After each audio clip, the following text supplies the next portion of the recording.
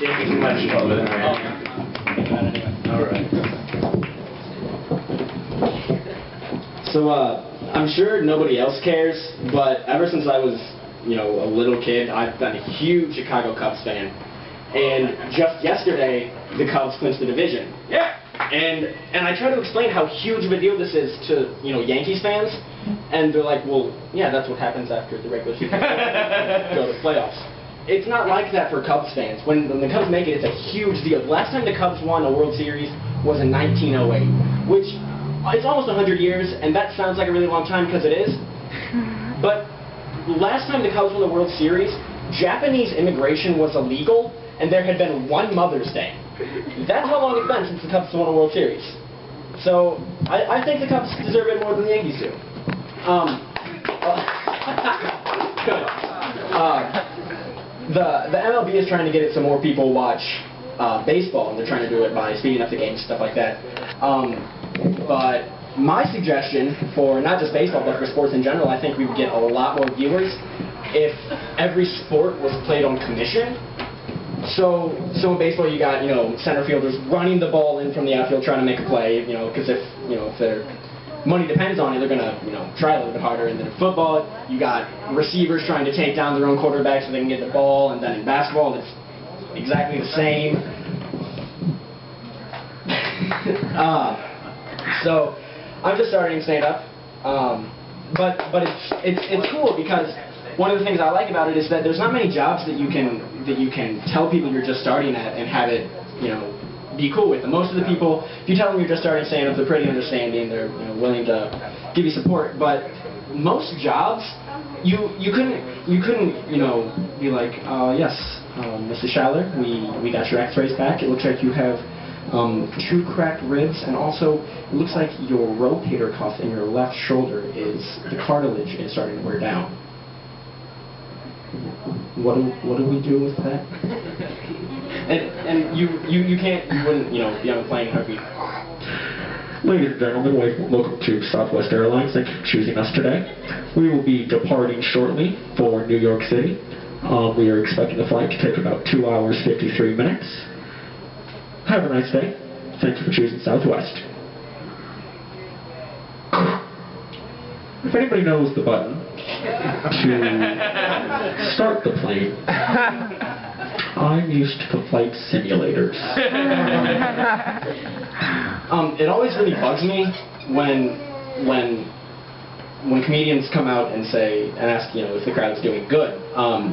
Just because when I was a kid, I was raised to use really precise grammar, and so just over the years I've gotten really specific with grammar and spelling, and it's not something you see a lot with kids my age, and it really bugs a lot of my friends because they know whenever they're around me, if they ever misspeak at all, they know automatically I'll correct them, no matter how small or minute the correction is.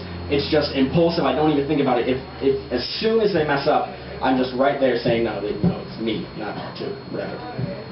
On a unrelated note, I don't have many black friends. Actually, that's not true. One of my best friends from back home, his name's Terrence. He's got a huge afro. All he eats is fried chicken. He's like the most stereotypical black guy ever, except he's white. I've kind of realized that I know cigarettes are really bad for you and everything, but they make everybody look really cool. And I mean, I hate to say that, but I mean, it's true. It's really hard to not look cool when you're smoking a cigarette. But then on the other hand, it's impossible to look cool when you're eating an ice cream cone. I don't care who you give an ice cream cone to. If you take Ray Liotta's character from Goodfellas and give him an ice cream cone, he is not a badass anymore. Like a jerk. Do nudists ever have dreams about coming to school with clothes on? Any nudists in here? No. I'm the guy. Good for you. You probably can't tell just from looking at me today, but I'm actually very fashion conscious. I'm really concerned about what I wear and matching, and I just like to make sure that when I go out I look presentable.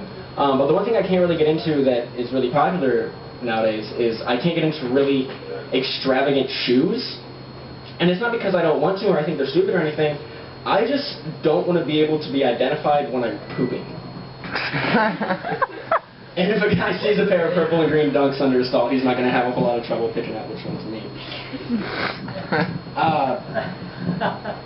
I feel kind of bad for missionaries, because, I mean, they're off in all these different countries trying to do some good in the world, and then we just name the most boring sexual position after them. I mean, they don't deserve that. They're trying to do something good. I'm slowly learning more and more about girls, which, I mean, is good, but I'm still nowhere near. One thing I've learned is that I didn't know that girls like guys to smell like natural disasters. Because you look at all the body spray and body wash and stuff, and they're all called like tsunami and earthquake and pestilence and just, all this stuff is just absurd. Another thing I learned about girls, that advice to anybody that might have been thinking about doing this.